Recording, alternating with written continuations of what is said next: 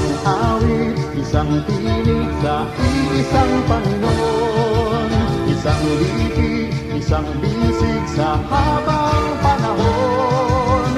Kay Jesus, lahat tayo'y nag-ugat, kahit saan pamaksangan, kahit saan mang lupa. Kay Jesus, mapag-iisa tayong lahat.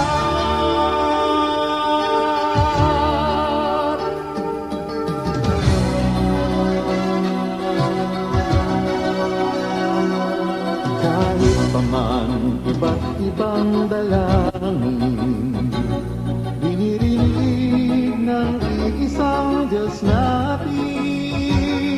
Kahit pa man sa libong pangitain, natatangi ang pinagpipilian.